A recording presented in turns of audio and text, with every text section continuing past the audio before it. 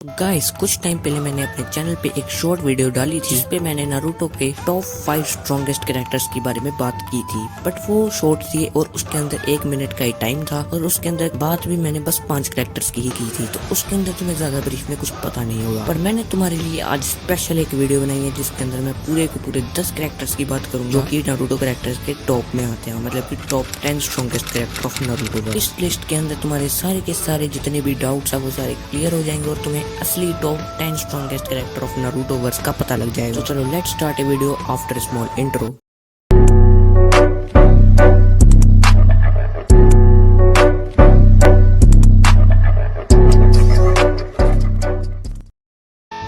अपनी इस लिस्ट के 10th नंबर पे आते हैं अपने ककाशी उचिहा, वो भी डबल मांगी की शारिंगान के साथ। इस फॉर्म के अंदर इनके पास डबल मांगी की शारिंगान है, पर इनके पास पहले बस एक ही 3 टुमोई शारिंगान थी, पर उससे भी इन्होंने पूरे शिनोबी वर्ल्ड में गड़गंज मचाया हुआ। इसको अपनी डबल मांगी की शारिंगान अपने फ्रेंड ओबितो से मिली थी। हुआ कुछ ऐसा था कि ओबितो मर गया था एंड ओबितो के मरने के बाद वो फिर से अपनी लाइफ के अंदर आया थोड़ी देर के लिए, इसको मांगी की शारिंगान दे गया और चला गया, पर टाइम पे फिर से आ गया और इससे ले भी गया। मतलब सीधा सीधा कहो तो अपने ककाशी उचिहा जी ने इसको बस अपनी लाइफ के अंदर एक बार ही यूज किया है। और ये अपने ककाशी उचिहा की सबसे ज्यादा स्ट्रॉन्गेस्ट फॉर्म है। इसके अंदर क्या होता है कि अपनी डबल मांगी की शारिंगान के साथ ही कंप्लीट सुजानो बना सकता है जो कि उड़ भी सकता है, कामुई शुरिकेन भी फेंक सकता है। और ओबितो की मांगी की शारिंगान की एबिलिटी की वजह से ये अपने कामुई भी यूज कर सकते हैं। और बाकी अगर मैं तुम्हें इसके बारे में बताऊं तो इसको 1000+ जुत्सुस आते हैं, पर इसने यूज घंटा कुछ नहीं किया उन सबका।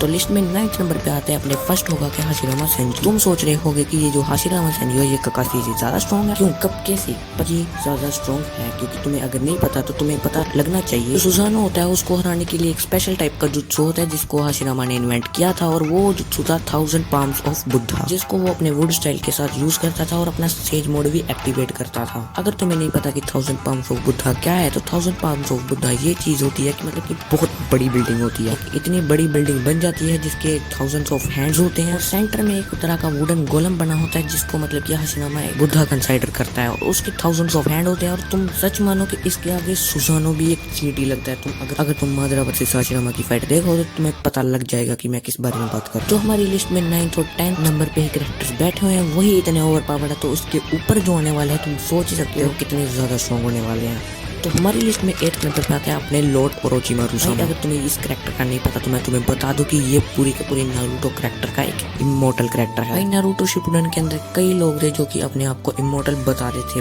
पर पूरे नारुतो सीरीज में सिर्फ और सिर्फ ओरोचिमारू ही था जो कि रियल के अंदर इमोर्टल था। ओरोचिमारू एक टाइम पे परफेक्ट सेज बनना चाहता था, पर ये परफेक्ट सेज तो नहीं बना, ये परफेक्ट स्नेक बन गया। और तो और इसी के साथ ये अपने स्नेक मैनिपुलेशन को भी यूज कर सकता है बहुत तगड़े तरीके से। इसने बस अपनी स्नेक मैनिपुलेशन के साथ ही बिना किसी जुत्सु को परफॉर्म किए नारुतो के 4 से लेके 5 टेल्स तक के साथ लड़ाई ली थी।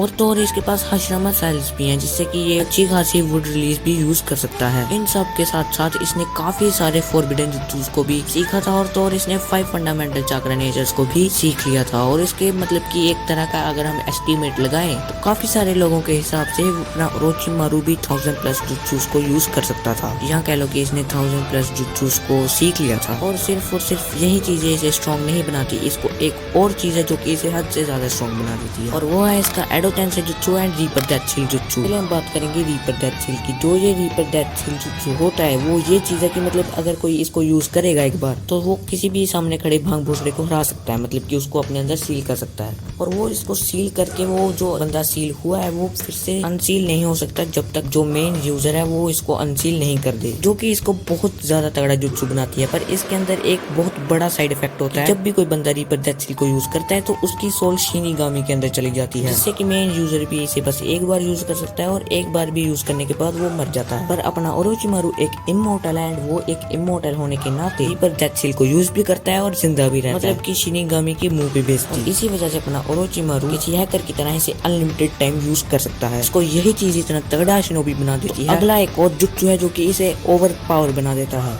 और उस जुत्सु का नाम है एडो तेंसेनो जुत्सु। उस एडो तेंसेनो जुत्सु की वजह से किसी भी बंदे के सेल लेता और एक लिविंग सैक्रिफाइस के साथ जिस भी डेड बंदे के सेल्स लिए हैं उस बंदे को फिर से जिंदा कर देता है, और इसको रीइंकार्नेशन जुत्सु भी कहते हैं। इसको यूज करके अपने ओरोचिमारू ने हाशिरामा और तोबिरामा दोनों को अपनी कंट्रोलिंग सील के साथ कंट्रोल किया था, इल्यूजन को भी मार दिया था। और तो और 4th ग्रेट निंजा वॉर के अंदर उसने 4 प्रीवियस डेड होकागेस को वापस से जिंदा किया था, बस उनके अंदर कंट्रोलिंग सील नहीं डाली जिससे कि ओरोचिमारू उनको कंट्रोल नहीं कर सकता था। और इस इस जुत्सु के रिलेटेड एक फन फैक्ट ये भी है कि जिस भी बंदे को एडो टेंसी की मदद से रीइंकार्नेट किया गया है उसको बस सील किया जा सकता है, और या उसको जिस यूजर ने उसको रीइंकार्नेट किया है वो उसके द्वारा ही रिलीज किया जा सकता है, और उसको हराने का कोई भी ये नहीं है, क्योंकि अगर उसको कोई फिजिकल अटैक या निंजुत्सु के साथ हराना चाहोगे तो वो फिर से रीजनरेट हो जाएगा। और तो और एडो टेंसी वाले आदमी को गेंजुत्सु के साथ भी नहीं हराया जा सकता, क्योंकि जब मादरा ने इन्फिनाइट स्क्यूमी को कास्ट किया था तभी जितने भी एडो टेंसी वाले होकागे थे वो सभी बच गए थे। तो अपने 7 नंबर पे आते हैं द ब्रोकन हीरो ओबितो उचिहा। अपना ओबितो उचिहा बचपन में तो आशिकी में पड़ गया था, पर जब ये बड़ा हुआ तब ये असली मर्द बन गया था, और ये जब 10 टेल जिंजूरी का था तभी ये सबसे ज्यादा स्ट्रॉन्गेस्ट था। इसने 10 टेल जिंजूरी की बनते ही पूरी की पूरी वॉर में गड़गंज और गाद दौड़ने डाल दिए थे। इसने बवंडर पे बवंडर और धमाके पे धमाके मचाए थे। उस टाइम पे इसकी स्पीड काफी ज्यादा तेज भी हो गई थी, और तो उस टाइम पे इसके पास एक रेनेगान थी और तो और एक कमुई थी जिसका वो अच्छे से यूज नहीं कर पा रहा था, पर रेनेगान का वो अच्छे से यूज कर पा रहा था, पर रेनेगान का इसने यूज किया नहीं। तो अपनी लिस्ट के 6 नंबर पे आते हैं सास्के उचिहा। सास्के उचिहा द लास्ट उचिहा, जिनके पास अपने एक रिनेगान है और इनके पास एक मांगेक्यू शारिंगान भी है जिसके अंदर अमातेरास की एबिलिटी है। हाँ, वो बात अलग है कि इनकी बोरुटो सीरीज के अंदर रिनेगान रिनेगोन हो गई है। इनकी किस्मत अच्छी रही क्योंकि हम नारुतो शिपुडेन की ही बात कर रहे हैं। अगर हम किस्मत की ही बात करें तो इनकी किस्मत भी बहुत ज्यादा स्ट्रॉन्ग है। ओरोचिमारू से लड़े और इनसे जीत भी गए क्योंकि ओरोचिमारू तब बीमार थे। ये दियादरा से लड़े और जीत गए क्योंकि दियादरा ने सुसाइड कर लिया। ये इताची से लड़े और उससे जीत गए क्योंकि उसने इसको जीतने दिया। ये डांसो से लड़े और उससे जीत गए क्योंकि डांसो सुसाइड कर गया। जैसे कि हमें पता है कि Naruto talk no jutsu use करता है, वैसे ही अपना सास्के यूज करता है किस्मत नो जुत्सु। नहीं यार, मजाक कर रहा हूँ। सास्के ने खाया किस्मत नो जुत्सु जो कि उसको जोरो ने दिया था। लिस्ट के अगले नंबर पे आता है नारुतो उजुमाकी। नारुतो उजुमाकी जिन्होंने बचपन से कई ठोकरें खाई हैं, जैसे कि हमें पता ही है कि ठोकरों बादामों से भी तेज होती हैं। और अपने नारुतो उजुमाकी ने दिन रात मेहनत की और एक दिन बन गए होकागे, और वो भी थोड़ा बहुत नेपोटिज्म की वजह से। बट अपने नारुतो ने बहुत ज्यादा शक्ति दी है, और Naruto is an Kurama boy, या तुम ये भी कह सकते हो Kurama is the secret of Naruto's energy. और नारुतो कुरामा का बहुत लेता है चाकरा। बाकी ये सस्ता मेकअप करके काफी ज्यादा स्ट्रॉन्ग भी हो जाता है, जिसको ये सेजुत्सु कहता है, जिसमें ये बैंड को जैसा एक अजीब सा बर्ताव करता है और उछल कूद करते हुए बंदों को मारता है। इसने अपने बाप का एक जुत्सु सीखा था और उसको मॉडिफाई करके अपने बाप के सामने गया था और कहता मैं आपसे ज्यादा स्ट्रॉन्ग हो गया हूँ। बाकी वो बात अलग है कि इसके बाप ने इसके मुंह पे 2 झापड़ फेंके और ककाशी के पास ट्रेनिंग करने के लिए भेज दिया। और अपने नारुतो ने दिन रात मेहनत की और एक नया जुत्सु बनाया जिसका नाम था टॉक नो जुत्सु, और ये इतना बड़ा मैनिपुलेटिव जुत्सु है कि इसके आगे जोनाथन सिंस भी फेल पड़ जाता है। टॉक नो जुत्सु की लेवल की मैनिपुलेशन जोनाथन सिंस भी नहीं कर सकता। जोनाथन सिंस और खीरा दोनों इनके आगे कुछ भी नहीं है। पर अपने नारुतो का इससे भी तगड़ा जुत्सु है जिसके आगे आज तक कोई टिक ही नहीं सकता। इवन की मादरा भी इसके आगे नहीं टिक सकता। इवन मैं तुम्हें बताऊं कि पिछले जितने भी लिस्ट के अंदर कैरेक्टर आए हैं या आने वाले हैं वो भी इस जुत्सु के आगे नहीं टिक सकते, और वो जुत्सु है नारुतो का पांच नो जुत्सु। इसके आगे अपनी लिस्ट पे आते हैं हामुरा ओत्सुसुकी। हामुरा ओत्सुसुकी जो कि अपने हागुरोमो ओत्सुसुकी के भाई थे, और ये तेंची और कागुया के 2 पुत्रों में से एक। पर इसकी खास बात ये है कि इसके पास अपनी माँ की ब्याकुगान भी थी, पर हमें इतना नहीं बताया गया, या बताया गया या मैं उसके बारे में बात नहीं कर रहा, या मैं उसके बारे में बात करना नहीं चाहता कि जो अपना हामुरा ओत्सुसुकी था वो कितने बोर की ब्याकुगान मार सकता था। जैसे अपना नेजी 32 बोर की ब्याकुगान यूज कर सकता था और 62 बोर की भी यूज कर सकता था। पर हम अपने ब्याकुगन की बोर्स की बात न करते हुए अपने हामुरा ओत्सुसुकी की बात करें तो इसने अपनी टेंसेगान भी अवेक कर रखी थी। और अगर तुम्हें नहीं पता कि टेंसेगान की क्या पावर है तो कांग्रेचुलेशन। इसका मतलब है कि तुमने बोरुटो एनिमे नहीं देखा और तुम्हारी जिंदगी बर्बाद होने से अभी भी बची हुई है। बाकी वैसे बोरुटो की मांगा बहुत अच्छी जा रही है। पर हम बात कर रहे थे अपने हामुरा की, तो बात कुछ ये है कि जो अपना हामुरा ये अपना टेंसेगान तो यूज कर ही सकता है, उसके साथ साथ टेंसेगान के साथ आने वाला सेज मोड भी यूज कर सकता है। और हमने तमुड़ी नामक बंदे और नारुतो के बीच में ये फाइट देखी थी जिसमें तमुड़ी नामक बंदे ने अपने टेंसेगान के साथ सेज मोड यूज किया था और नारुतो के केसीएम के साथ लड़ रहा था जो कि मून पे बहुत ज्यादा डिस्ट्रक्शन मचा रहा था। इसी बात पे हामुरा ओत्सुसुकी काफी ज्यादा स्ट्रॉन्ग है तो पर मुझसे ज्यादा स्ट्रॉन्ग नहीं है। भाई अपनी लिस्ट के 3rd नंबर पे आते हैं अपने Madara Uchiha the ghost of the Uchiha. इन्होंने सीरीज के अंदर काफी सारे कांड किए हैं और इनके पास आश्रम की सेल्स भी है, 2 रिनिंगान भी है, 5 चाक्रा नेचर्स भी है, सुजानो भी है और अनलिमिटेड अमाउंट ऑफ चाक्रा भी है। मतलब जो भी जिंदगी के अंदर ताकतवर बनने के लिए या ऐश प्लस जिंदगी जीने के लिए चाहिए होता है वो सब इनके पास था। और इन्होंने बड़े बड़े सपने देखे और इनका सपना ये था कि सारी दुनिया को सपना दिखाए, जो कि इनकी औकात से भी बहुत ज्यादा था, तो इसलिए इन्होंने करतूती 3 बार मौत का स्वाद चखा हुआ है। बाकी इनकी सबसे ज्यादा स्ट्रॉन्गेस्ट फॉर्म 10 टेल जिंजूरी की होना, और 10 टेल जिंजूरी की के अंदर इन्होंने